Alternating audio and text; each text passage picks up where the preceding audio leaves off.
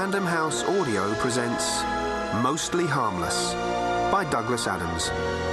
Read for you by Martin Freeman.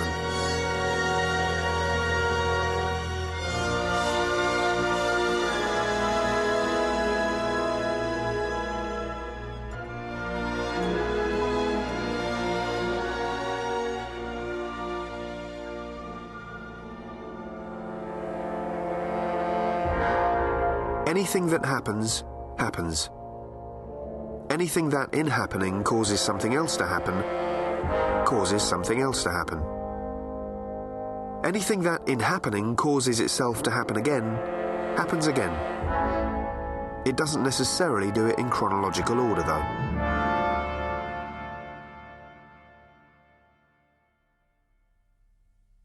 Chapter 1.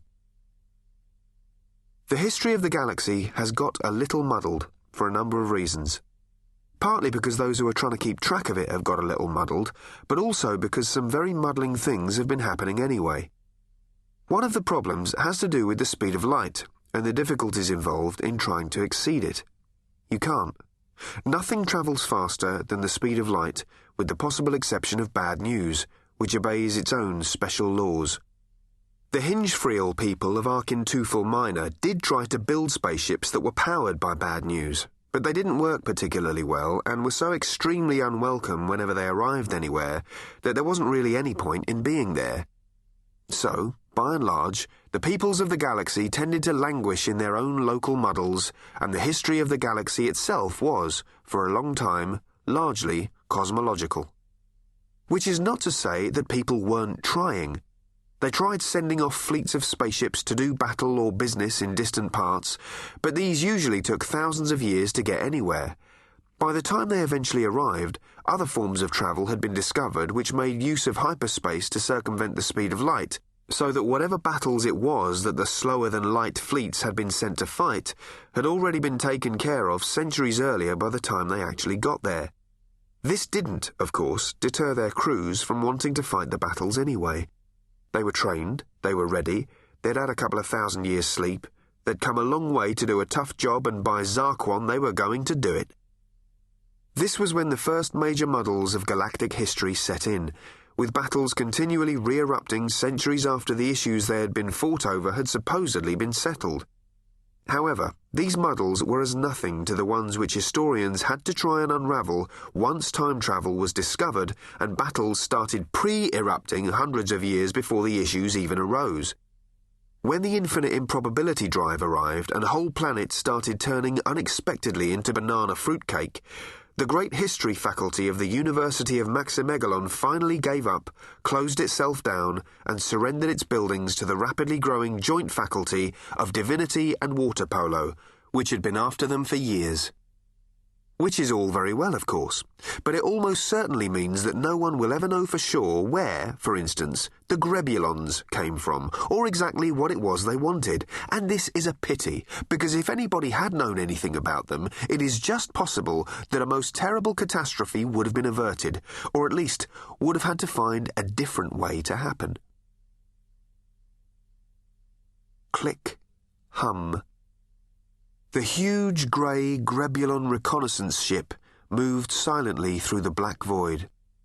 It was travelling at fabulous, breathtaking speed, yet appeared, against the glimmering background of 1 billion distant stars, to be moving not at all. It was just one dark speck, frozen against an infinite granularity of brilliant night. On board the ship, everything was as it had been for millennia, deeply dark and silent. Click, hum. At least, almost everything.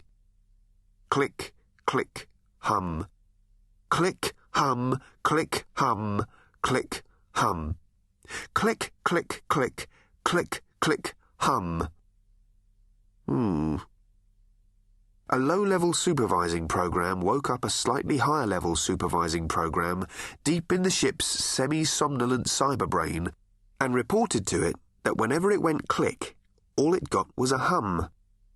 The higher-level supervising program asked it what it was supposed to get, and the low-level supervising program said that it couldn't remember exactly, but thought it was probably more of a sort of distant, satisfied sigh, wasn't it? It didn't know what this hum was.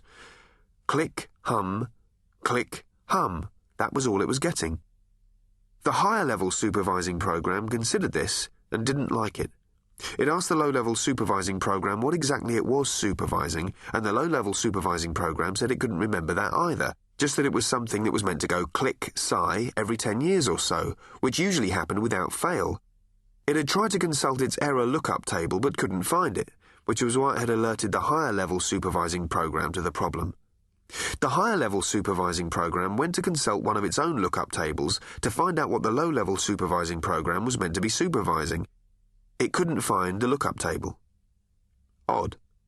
It looked again. All it got was an error message.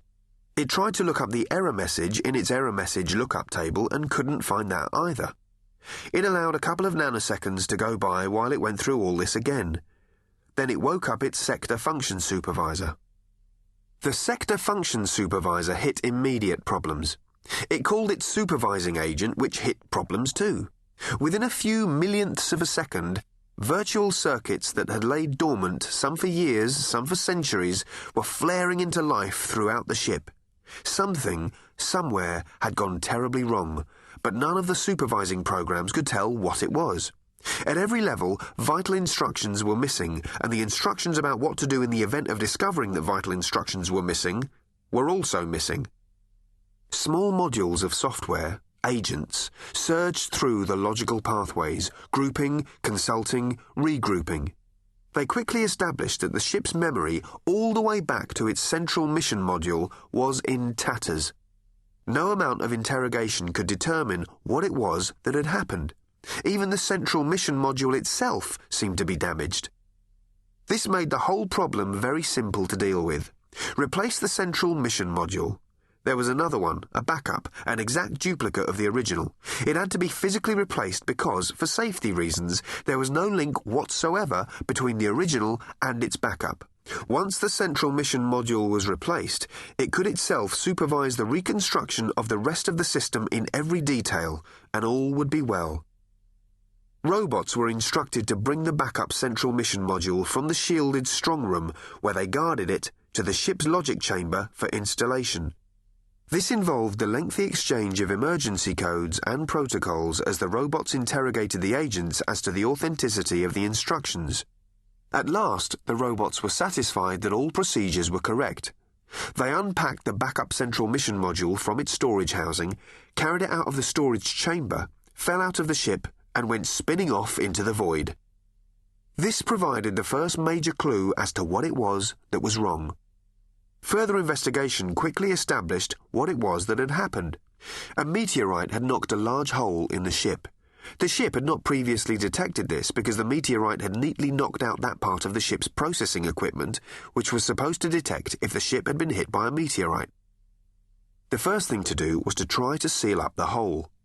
This turned out to be impossible because the ship's sensors couldn't see that there was a hole, and the supervisors, which should have said that the sensors weren't working properly and kept saying that the sensors were fine. The ship could only deduce the existence of the hole from the fact that the robots had clearly fallen out of it, taking its spare brain, which would have enabled it to see the hole, with them. The ship tried to think intelligently about this, failed, and then blanked out completely for a bit. It didn't realise it had blanked out, of course, because it had blanked out. It was merely surprised to see the stars jump. After the third time the stars jumped, the ship finally realised that it must be blanking out, and that it was time to take some serious decisions. It relaxed. Then it realised it hadn't actually taken the serious decisions yet, and panicked.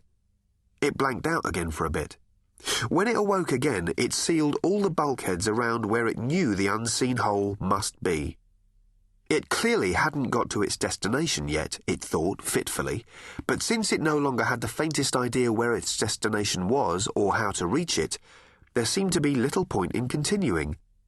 It consulted what tiny scraps of instructions it could reconstruct from the tatters of its central mission module. Your mission is to land a safe distance. Monitor it.